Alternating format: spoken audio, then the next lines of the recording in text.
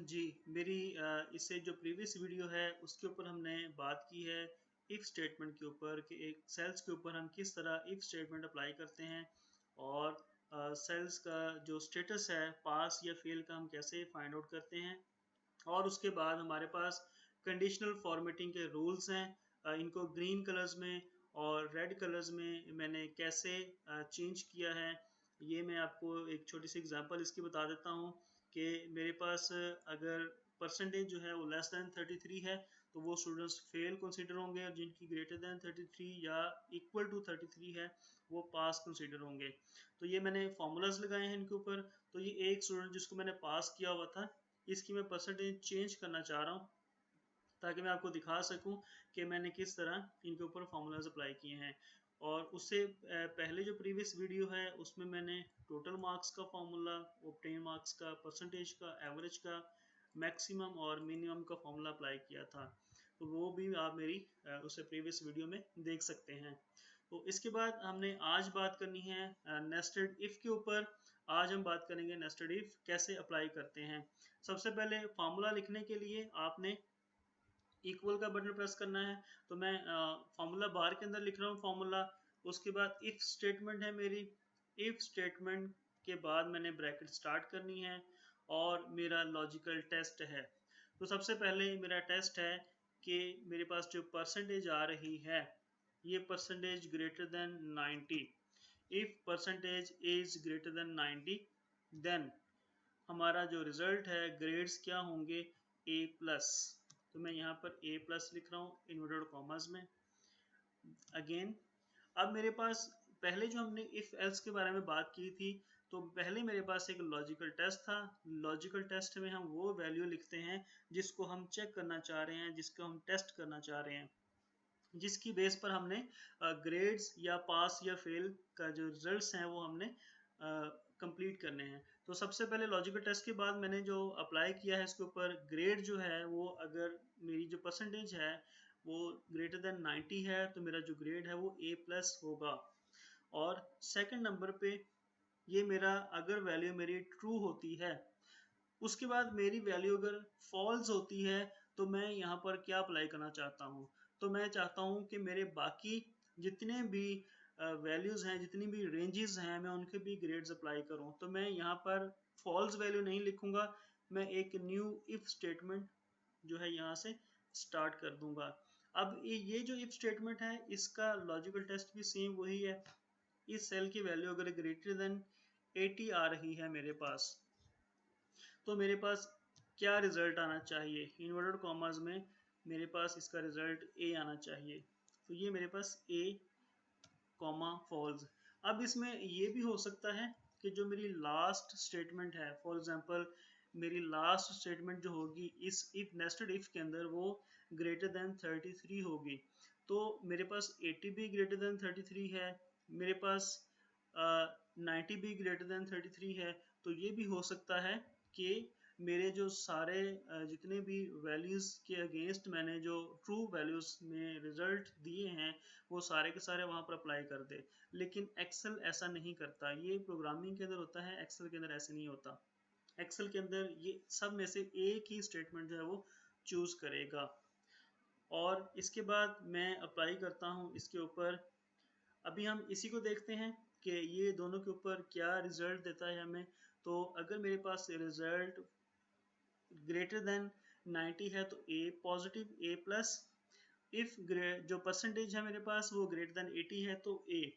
Otherwise मेरे पास false में क्या रिजल्ट आएगा, फॉल्स में मेरे पास आ जाए कि नॉट अवेलेबल, या मैं सिर्फ एन ए लिख देता हूँ, नॉट अवेलेबल। तो अभी सिर्फ हम चेक करना चाह रहे हैं, मैंने जो आपको बताया है कि जो एक्सेल है वो एक ही जो रिज़ल्ट है वो आपको बताएगा, वो सारे के सारे परफॉर्म नहीं करेगा। तो ये पहली ब्रैकेट जो मैंने थी रेड कलर में आपने देखा होगा, ये ब्रैकेट रेड कलर में है। ये जो नेस्टेड इफ है ये उस इफ की ब्रैकेट है, और इसकी ब्रैकेट अभी रहती है जो हमारी फर्स्ट इफ थी। तो इसकी ब्रैकेट भी मैं जैसे ही क्लोज करता हूँ, अब ये मेरी दो ब्रैकेट्स क्लोज हो गई। मैं जैसे ही इंटर का बटन प्रेस करता हूँ तो मेरे पास जो रिजल्ट आ रहा है वो नॉट अवेलेबल है। अब मैं अप्लाई करता हूँ इसको सबके ऊपर, तो ये मेरे पास रिजल्ट जो है ये नॉट अवेलेबल आ रहा है। तो ये नॉट अवेलेबल का रिजल्ट इसलिए आ रहा है कि मेरे पास यहाँ पर किसी भी स्टूडेंट की परसेंटेज 90 और 80 पे नहीं है। तो हम किसी स्टूडेंट की परसेंटेज जो है वो 90 अबव करके देखते हैं। मैं एवरेज मार्क्स जो हैं 94, 94, 94 और 90 मार्क्स देकर देखता हूँ। तो आपने देखा होगा, सॉरी इसमें मार्क्स नहीं आए, 90 मार्क्स। तो मेरे पास जो एवरेज आ रही है इसकी वो ग्रेटर देन, जो परसेंटेज आ रही है वो ग्रेटर देन 90 है, इसलिए यहाँ पर ए पॉजिटिव लिखा गया है।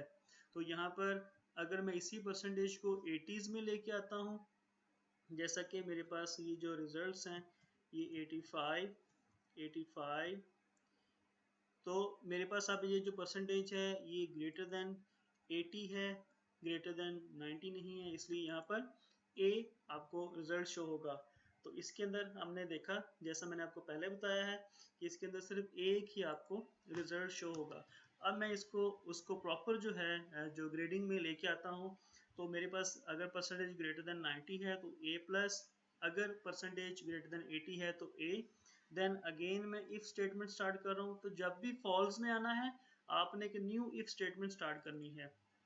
इसको हम कहते हैं नेस्टेड इफ स्टेटमेंट, यानी कि एक इफ के अंदर आपने एक और इफ स्टेटमेंट अप्लाई कर दी है।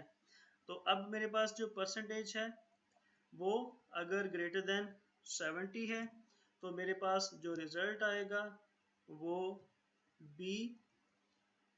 अगेन मैं इफ स्टेटमेंट के फॉल्स में आ गया हूँ, अगेन मैंने एक और इफ अप्लाई कर देनी है इसके ऊपर, और मेरे पास जो लॉजिकल टेस्ट है वो परसेंटेज ग्रेटर देन 60,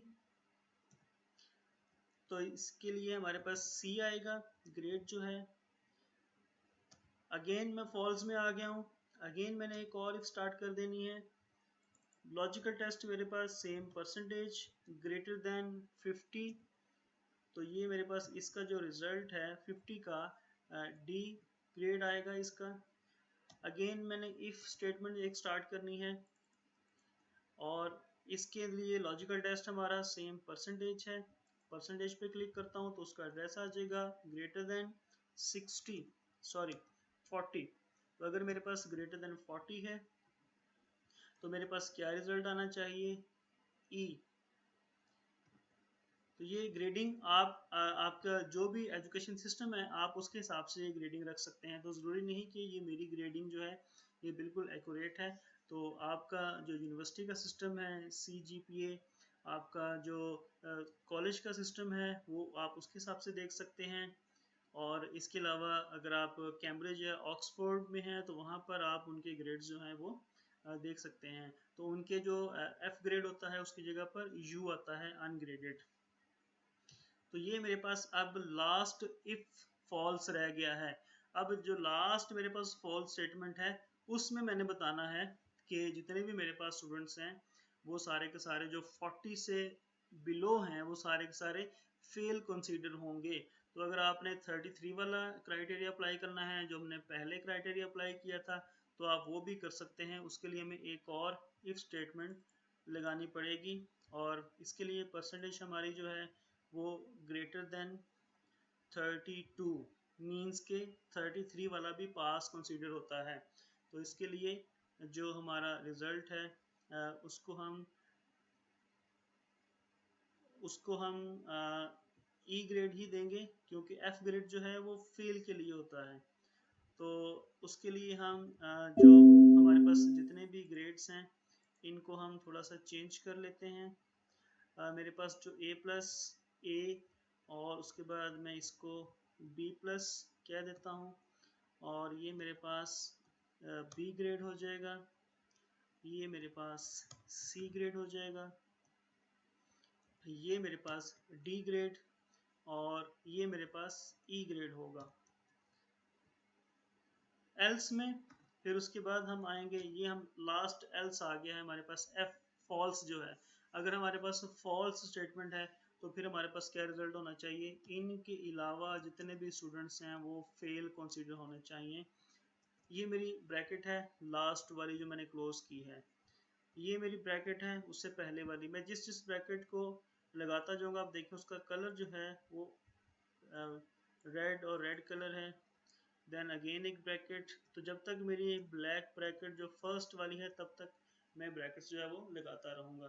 तो मैंने इसके अंदर एक इफ स्टेटमेंट के अंदर 1 2 3 4 5 6 इफ स्टेटमेंट्स लगाई हैं, तो इसको हम कहते हैं नेस्टेड इफ। तो जैसे ही मैं एंटर का बटन प्रेस करूंगा ये हमें ग्रेड्स बता देगा, ये सारे के सारे ए ग्रेड इसका है और इसको हम अप्लाई कर देंगे सबके ऊपर। तो आप देखें पहला जो स्टूडेंट है उसका ग्रेड ए है, बी सी फेल फेल सी फेल सी डी। तो अब किसी का रिजल्ट चेंज करके देखते हैं। फॉर एग्जांपल ये स्टूडेंट है, मैं इसको 90 मार्क्स दे रहा हूँ तो इसको बी प्लस आ गया है। ये स्टूडेंट है, मैं इसको यहाँ पर 90 मार्क्स दे रहा हूँ तो ये सी से बी में चेंज हो गया है। ठीक है, तो ये मैंने नेस्टेड इफ जो है इसके ऊपर अप्लाई की है। तो अगर आपको नज़र नहीं आ रहा तो मैं इसको मज़ीद जो जूम है वो कर देता हूँ ताकि आप लोग उसको देख सकें। ये आप यहाँ से मतलब कि ये जो वैल्यू है इसको मैं मज़ीद जो है व्यू में जाने के बाद सॉरी कंट्रोल Z, ये मेरा फॉर्मूला था, इंटर प्रेस करता हूँ और देन मैं जूम टू सिलेक्शन पे आऊँगा।